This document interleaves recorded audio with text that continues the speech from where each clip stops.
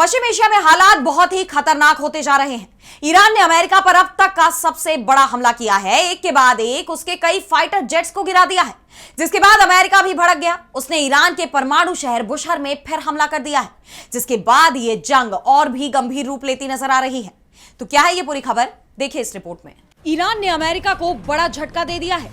36 दिनों से जारी इस जंग में अमेरिका को काफी नुकसान उठाना पड़ा है। खासतौर पर बीते 24 घंटे अमेरिकी वायुसेना पर भारी पड़ गए, क्योंकि ईरान ने एक के बाद एक उसके कई विमानों को निशाना बनाया और इसमें उसे कामयाबी भी हासिल हुई। सबसे पहले उसने अमेरिकी F-15E लड़ाकू विमान को ध्वस्त कर दिया। उसके बाद खाड़ी क्षेत्र में उसका दूसरा A-10 वॉरथॉग अटैक एयरक्राफ्ट भी दुर्घटनाग्रस्त हो गया।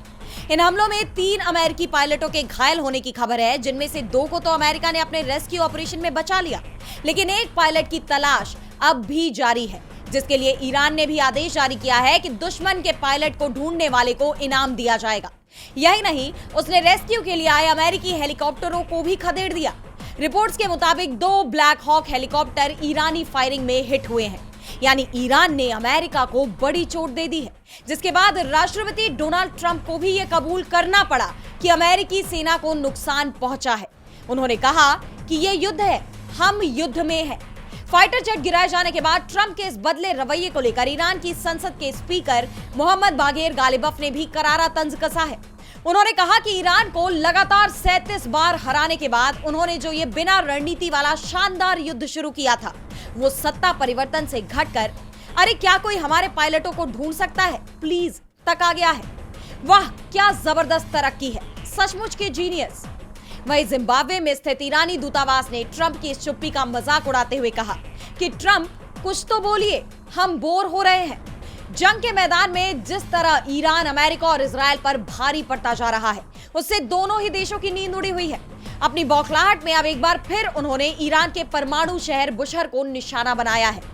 चौथी बार उस पर हमला किया है, जिसमें एक व्यक्ति की जान भी चली गई।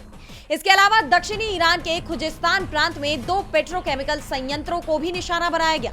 इजरायली सेना ने भी बताया है कि ईरान की तरफ से मिसाइल हमलों की नई लहर शुरू हो गई है।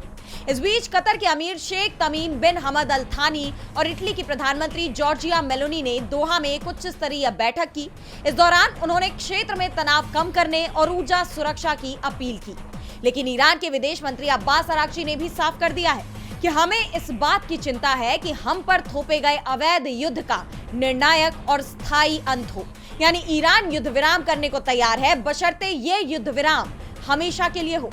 इन हालात में अब सबकी नजरें इस क्षेत्र पर बनी हुई है कि ये जंग आगे क्या रूप लेती है। डीबी लाइव की रिपोर्ट।